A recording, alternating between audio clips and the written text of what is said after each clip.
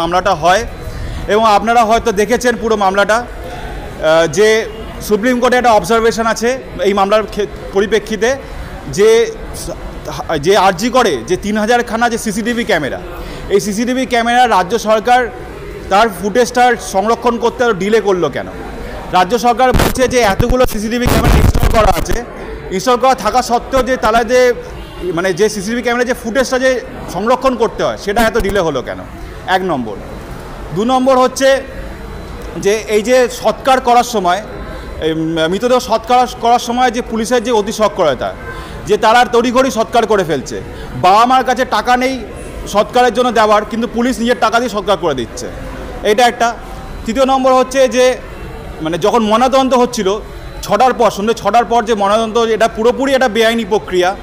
সন্ধ্যে 6টার পর কখনো ময়নাতদন্ত হয় না, বিশেষ করে এই ধরনের রেপ অ্যান্ড মার্ডার কেসে। সেটা যে পুলিশ মানে যে রাজ্যকর কর্তৃপক্ষ যে অতি সক্রিয়ভাবে এই জিনিসটা করেছে এবং এটা যে পুরোপুরি প্রমাণিত হয়ে গেছে কোর্টের সামনে যে তারা নিজের ব্যর্থতাকে ঢাকার জন্য এবং এই ইনভেস্টিগেশন যাতে ঠিক করে না হয় সেক্ষেত্রে অতি তাড়াতাড়ি বডিটাকে আমি সৎকার করে দিই এবং যাতে কোনো প্রমাণ না থাকে। এবং এই যে যে বিভিন্ন এভিডেন্সগুলো যেগুলো সিবিআইয়ের হাতে দেওয়া হয়েছে তার মধ্যে প্রচুর ল্যাকুনা আছে, যার কারণে সিবিআই ঠিক করে ইনভেস্টিগেশন করতে পারছে না। কারণ যে তথ্যগুলো দেওয়া আছে, সিবিআই তো স্বতঃপরিণতভাবে এই মামলার এফআইআর করেছে, যেটা দরকার ছিল এই রাজ্যকর কর্তৃপক্ষর করা। যখন ঘটনাটা ঘটেছে হসপিটালের মধ্যে, কর্তৃপক্ষ উচিত ছিল ইমিডিয়েটলি লোকাল থানায় গিয়ে একটা এফআইআর দরকার, সেটা তারা করেনি। বাবা মা 24 ঘন্টা পরে গিয়ে এফআইআর, ততক্ষণে বডি সৎকার হয়ে যাচ্ছে। এবার সিবিআইয়ের কাছে এই যে ল্যাকুনাগুলো, এই যে এতটা টাইম ফ্রেম, যে সময়টা যে এভিডেন্স নষ্ট করার জন্য যে এই যে টাইম ফ্রেমটা, সেটা তাদের কাছে একটা বিশাল বড় সমস্যা তৈরি হয়েছে।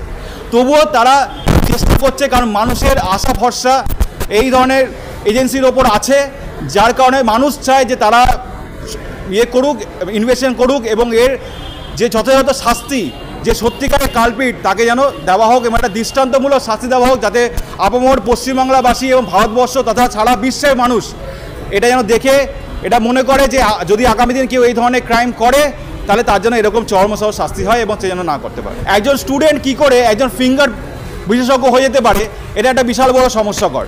এবং এই সমস্যা তৈরি করেছে রাজ্য সরকার, যাতে এই ইনভেস্টিগেশনটা ডিলে করা যায়, যারা আসল কালপিট তাদেরকে বাঁচানো যায়। কারণ তারা যদি কোনোভাবে ধরা পড়ে তাহলে তার যে ওপরে যারা মাথা আছে যারা তাদেরকে এই ইনস্ট্রাকশনগুলো দিয়েছে যে এই ধরনের কাজগুলো করতে হবে এবং যে দোষীটা তাকে যাতে শাস্তি না পায় সেইভাবে তাকে বাঁচাতে হবে এবং ইমিডিয়েটলি সমস্ত এভিডেন্স মুছে দিতে হবে। কারণ আপনারা দেখেছেন রাত দুপুরে গিয়ে ভাঙচুর হয়েছে, পুলিশ বলছে আমাদের কাছে ইনফরমেশন নেই। এটা কখনো হয়?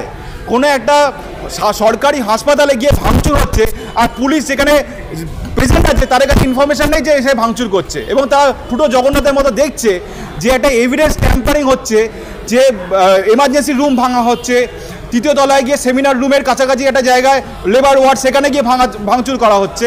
এটা পুলিশ মানে দর্শক হিসাবে দেখছে। পুলিশ উচিত ছিল ইমিডিয়েটলি এটা বন্ধ করে তাদেরকে সবাইকে অ্যারেস্ট করা, যেটা পুলিশ করেনি। ইতিমধ্যে আমরা দেখতে পাচ্ছি যে পুলিশ প্রশাসন কাউকে বাঁচাতে চাচ্ছে। যেদিন তিলোত্তমা মারা যায় তার লাশ তখন দাও করানি বাড়িতে রয়েছে। তিলোত্তমার মা বাবা ইতিমধ্যে অভিযোগ করেছেন, আপনারা দেখেছেন মিডিয়া এবং সোশ্যাল মিডিয়ার মাধ্যমে, যে তাকে টাকার অফার করা হচ্ছে টাকা দিয়ে মিটিয়ে নেওয়ার জন্য। পুলিশ প্রশাসন কাদেরকে বাঁচাতে চাচ্ছে? পুলিশ প্রশাসনের ওপরে যারা মাথা আছে, মানে যিনি পুলিশ মন্ত্রী, তাকেই হয়তো পুলিশ প্রশাসন বাঁচাতে চেয়েছে। কিন্তু যতই বাঁচাতে চাক, আমি একটা কথা বলছি যে এই যে বিনীত গোয়েল পুলিশ কমিশনার এবং এই ডি সেন্ট্রাল ইন্দিরা মুখোপাধ্যায়, বিনীত গোয়েল বরাবরই ডি সেন্ট্রালকে সামনে সংবাদ মাধ্যমের সামনে বসিয়ে দিচ্ছে। কেন? কারণ ডিসি নর্থ যে আসল কালপ্রিট, যার ওই সময় ওই পরিস্থিতিতে প্রেজেন্ট থাকা উচিত ছিল, তিনি কি করছিলেন? এই প্রশ্ন আপামর জনবাসী, পশ্চিমবাংলাবাসী, আমরা যারা লিগাল ফ্যাটার্নিটির লোক প্রত্যেকে আমরা প্রশ্ন করছি, ডিসি নর্থ কোথায়? তিনি কেন সংবাদ মাধ্যমের সামনে আসছেন না? তিনি কেন সংবাদ মাধ্যমের প্রশ্নের মুখোমুখি হচ্ছেন না? আর এই সিবি, এটা অপদার্থ সিবি, এর ইমিডিয়েটলি উচিত যে উনি নিয়ে পদত্যাগ করুন, উনি পদত্যাগ করুন। ডাক্তাররা তারা আন্দোলন করে তার এতে গিয়ে লালবাজারে গিয়ে তাকে সিদ্ধারা গিয়ে গিফট করে এসছে যে আপনি পদত্যাগ করুন, আপনার এই মহানগরের কমিশনার হিসাবে থাকার কোনো আপনার নেই, যৌক্তিকতা নেই। ঘৃণ্য কাজগুলো করছেন এবং এই যে ইন্দিরা মুখোপাধ্যায়, যিনি কিছুই জানেন না, ডিসি সেন্ট্রাল যিনি, যাকে সকল বলতে গেলে তিনি একজন অভিনেত্রী হতে পারেন আগামী দিনে, ঠিক আছে, যে তাকে সামনে বসিয়ে দেওয়া হচ্ছে এবং তাকে নিয়ে যত পারে মিথ্যা কথা বলা হচ্ছে। একবার তিনি বলছেন যে নীল চাদর গায়ে ছিল, একবার বলছেন সবুজ চাদর গায়ে ছিল, এক বলছেন লাল চাদর গায়ে ছিল। মানে এইসব কি, কেন এই ধরনের বিকৃত মন্তব্যগুলো আপনি সংবাদ মাধ্যমে করছেন এবং মানুষকে এরকমভাবে একটা দোতনার মধ্যে ফেলে দিচ্ছেন? কেন আপনারা প্রপারলি ঠিকঠাক ইনফরমেশন দিচ্ছেন না? মানুষ তো জানতে চায়, কারণ জবাব চায় এই পশ্চিমবাংলার মানুষ, জবাব চাইছে ভারতবর্ষের মানুষ।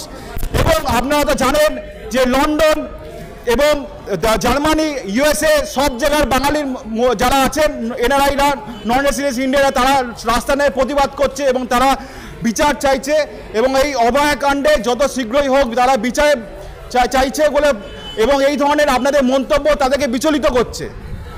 ইতিমধ্যে আমরা দেখলাম যে সুপ্রিম কোর্টে মামলাটি চলছে, কামধনির 11 বছর হচ্ছে। এই সহ ছাড়া আমাদের দেশের যা জুডিশিয়ারি ব্যবস্থা আছে, এরকমই একজন আসামিকে শাস্তি দিতে গেলে 10 থেকে 12 বছর, 15 বছর, 20 বছর লেগে যায়। সেই জায়গায় আপনি কি মনে করেন আইনজীবী হিসেবে যে অভয়ের মামলা দ্রুত গতিতে সমাপ্তি হবে, হয়ে আসামি অপরাধীরা শাস্তি পাবে? একটা বাংলায় প্রবাদ আছে যে বিচারের বাণী নীরবে নিভৃতে কাঁদে। এই কামদুনি ঘটনা, এই হাঁসখালি ঘটনা, এই সন্দেশখালি ঘটনা আপনি দেখবেন, আপনারা যখন এই ঘটনাগুলো ঘটেছিল তখন মানুষের একটা স্বতঃস্ফূর্ত আন্দোলন ছিল। তারপরে কি হলো, যত দিন গেল, যত সময় গেল, যত দিন এগোচ্ছে, মানুষ আস্তে আস্তে ব্যাপারটা ভুলে যাচ্ছে। সেক্ষেত্রে এই অভয়ের ক্ষেত্রেও এটা হতে পারে এবং সেটা যদি না হয় সেই জন্য মানুষ কি করছে, রাস্তায় নেমে প্রতিবাদ করছে। গতকাল আমি পাটুলিতে, যাদবপুরে ওসব জায়গায় দেখেছি মানুষরা প্রতিবাদ করছে, রাত দখল কর্মসূচি করছে। আপনি শ্যামবাজারে দেখুন রাত দখল কর্মসূচি হচ্ছে, আপনি ধর্মতলার মুখে দেখুন রাত দখল কর্মসূচি হচ্ছে। মানুষ স্বতঃস্ফূর্তভাবে এগিয়েছে, কারণ মানুষ বুঝতে পেরেছে যে জাস্টিস ইজ ডিলে মানে জাস্টিস ইজ ডিনাইড। যদি মানুষ স্বতঃস্ফূর্ত এই আন্দোলন বন্ধ করে দেয় তাহলে এই যে বিচার সেটাও বন্ধ হয়ে যাবে। আজকে 9 তারিখ, এই বিচার হতে হতে হতে হতে দেখবেন বছর ঘুরে গেছে, মানুষও ভুলে গেছে। ইতিমধ্যেই আপনার সুপ্রিম কোর্টে বলেছে, অনুরোধ করেছে ডাক্তার, জুনিয়র ডাক্তাররা তারা কর্মে ফিরে আসুক। সেই সঙ্গে সঙ্গে বাঙালির সব থেকে বড় উৎসব আসছে, তাহলে কি এই আন্দোলনটা কি ঢাকা পড়ে যাবে? সুপ্রিম কোর্টের কাছে রাজ্য সরকার ভুল তথ্য দিচ্ছে। আমি আবার বলছি, রাজ্য সরকারের আইনজীবী যিনি কপিল সিব্বালজি সুপ্রিম কোর্টে এই সব ধর্ষকদের বাঁচানোর জন্য আপনি সওয়াল করছেন। মানুষ আপনাকে ছাড়বে না, পশ্চিমবঙ্গের মানুষ, ভারতবর্ষের মানুষ কিন্তু আপনাকে দেখছে, আপনার এই কালো মুখটা দেখছে। আপনি যে সুপ্রিম কোর্টে, মহামান্য সুপ্রিম কোর্টে এই ধরনের ভুল তথ্য দিচ্ছেন, জুনিয়র ডাক্তাররা তারা রোটেশন ওয়াইজ রুগী দেখছেন। এবং আপনারা হয়তো জানেন রাজ্যিকরের পাশে একটা অভয়া ক্লিনিক তৈরি হয়েছে। শুধু তাই নয়, বিভিন্ন মেডিকেল কলেজে একটা করে অভয়া ক্লিনিক তৈরি করা হয়েছে, যেখানে জুনিয়র ডাক্তাররা রুগী দেখছেন এবং কিছু জুনিয়র ডাক্তার ধর্ণা মঞ্চে বসছেন, কিছু আবার